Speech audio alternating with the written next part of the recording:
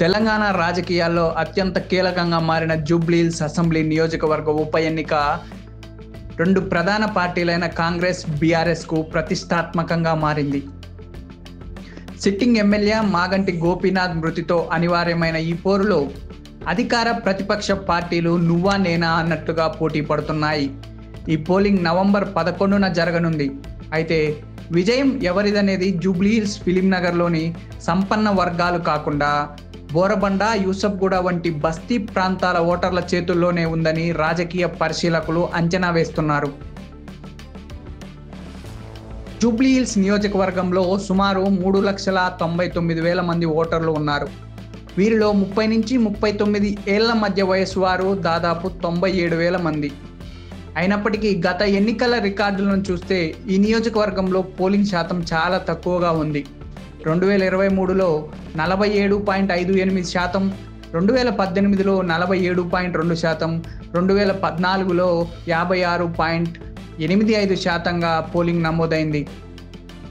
తక్కువ పోలింగ్ శాతానికి ప్రధాన కారణం సంపన్న వర్గాల ఓటర్లు ఓటు వేయడానికి ఆసక్తి చూపకపోవడం. ఈ ప్రాంతంలో నివసించే ధనవంతులు వ్యాపారాల కారణంగా పోలింగ్ కేంద్రాలకు రారు.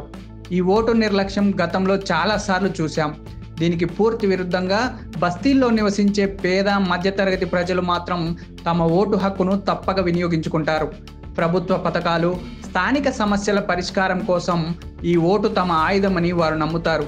అందుకే అన్ని రాజకీయ పార్టీల వ్యూహాలు ఇప్పుడు బస్తీ ఓటర్లను పోలింగ్ కేంద్రాలకు రప్పించడంపై, వారి మద్దతు కూడగట్టడంపై కేంద్రీకృతమై ఉన్నాయి. బీఆర్ఎస్ నుంచి మాగంటి గోపీనాథ్ సతీమణి సునీత బరిలో ఉన్నారు. ఈమెకు సానుభూతి ప్రధాన అంశం కానుంది. అదేవిధంగా దివంగత ఎమ్మెల్యే గోపీనాథ్ అభివృద్ధి పనులను హైలైట్ చేస్తూ కాంగ్రెస్ ప్రభుత్వ వైఫల్యాలను ఎత్తి చూపడం, కాంగ్రెస్ పార్టీ ఇచ్చిన 6 గ్యారంటీలు సరిగా అమలు చేయకపోవడం కూడా బీఆర్ఎస్ ప్రచార హస్తంగా మారనుంది. ఇదే కాంగ్రెస్ విషయానికి వస్తే నవీన్ యాదవ్ను ఆ పార్టీ బరిలో దింపింది. ఈయనకి ప్రధానంగా కలిసి వచ్చే అంశాలు స్థానికత మరియు బీసీ కార్డు. బలమైన బీసీ సామాజిక వర్గానికి చెందిన అభ్యర్థిగా బస్తీల్లో పట్టున్న నవీన్ యాదవ్ గెలుపుపై కాంగ్రెస్ ఆశలు పెట్టుకుంది. అధికార పార్టీగా బస్తీల్లో అభివృద్ధి పనులు, పెండింగ్లో ఉన్న సంక్షేమ పథకాలు పూర్తి చేస్తామని హామీ ఇస్తున్నారు. అధికార కాంగ్రెస్ బస్తీల్లో రోడ్డు సౌకర్యాలు, డ్రైనేజ్ వ్యవస్థ, మంచినీటి కొరత, డబుల్ బెడ్రూమ్ ఇళ్ల కేటాయింపు, నిరుద్యోగం మరియు పేదలకు ఉద్దేశించిన సంక్షేమ పథకాల అమలుపై దృష్టి సారించింది. ప్రతిపక్ష బీఆర్ఎస్ అధికార పార్టీ అమలు చేయని హామీలను అస్త్రాలుగా వాడుతోంది. ఎన్నికల్లో ఇచ్చిన 6 గ్యారంటీ హామీల అమలు తీరుపై బీఆర్ఎస్ తీవ్ర విమర్శలు చేస్తుంది.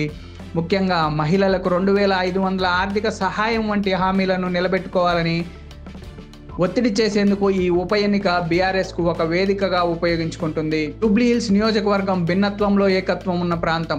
ఇక్కడ విజయానికి నిర్ణయించేది 2 ప్రధాన వర్గాలు. ఒకటి సంపన్న ప్రాంతాలైన జూబ్లీహిల్స్, బంజారాహిల్స్, ఫిలింనగర్, మరియు రెండవది మధ్యతరగతి జనాభా అధికంగా ఉండే బోరబండ, యూసుఫ్గూడ, షేక్పేట్, ఎర్రగడ్డ బస్తీలు. బీఆర్ఎస్ అభ్యర్థి మాగంటి సునీతకు ప్రధానంగా జూబ్లీహిల్స్, ఫిలింనగర్, బంజారాహిల్స్ వంటి సంపన్న ప్రాంతాల నుంచి మద్దతు లభించవచ్చు. 3 సార్లు ఎమ్మెల్యేగా గెలిచిన దివంగత మాగంటి గోపీనాథ్ సతీమణి కావడంతో ఆయన హయాంలో జరిగిన అభివృద్ధి పనులు, స్థానిక కార్యకర్తలతో ఉన్న వ్యక్తిగత సంబంధాలు సునీతకు బలంగా మారాయి. ఈ అంశాలన్నీ కలిపి కార్మిక నగర్తో పాటు బస్తీల్లో కూడా గోపీనాథ్కు గతంలో మద్దతు ఇచ్చిన వర్గాల సానుభూతి ఓట్లను సునీతకు మళ్లించేందుకు బీఆర్ఎస్ తీవ్రంగా ప్రయత్నిస్తుంది. ముఖ్యంగా బీఆర్ఎస్ 10 ఏళ్ల పాలనలో జరిగిన అభివృద్ధి, పాత సంక్షేమ పథకాల లబ్ధిదారులు సునీతకు మద్దతుగా నిలిచే అవకాశం ఉంది. మరోవైపు కాంగ్రెస్ అభ్యర్థి నవీన్ యాదవ్కు బస్తీ ప్రాంతాలైన బోరబండ, యూసుఫ్గూడ, ఎర్రగడ్డ, రెహమత్ నగర్ డివిజన్ల నుంచి అత్యధిక ఓటర్ల మద్దతు ఉండే అవకాశం ఉంది. నవీన్ యాదవ్ స్వయంగా యూసుఫ్గూడ ప్రాంతానికి చెందినవారు కావడం, ఆయనకు స్థానికంగా పరిచయాలు ఉండడం ప్రధాన బలం. బీసీ సామాజిక వర్గంలోని యాదవ్ కమ్యూనిటీకి చెందిన నేత కావడంతో నియోజకవర్గంలో అధిక సంఖ్యలో ఉన్న యాదవ వర్గం మరియు ఇతర బీసీల ఓట్లు కాంగ్రెస్కు అనుకూలంగా మారవచ్చు.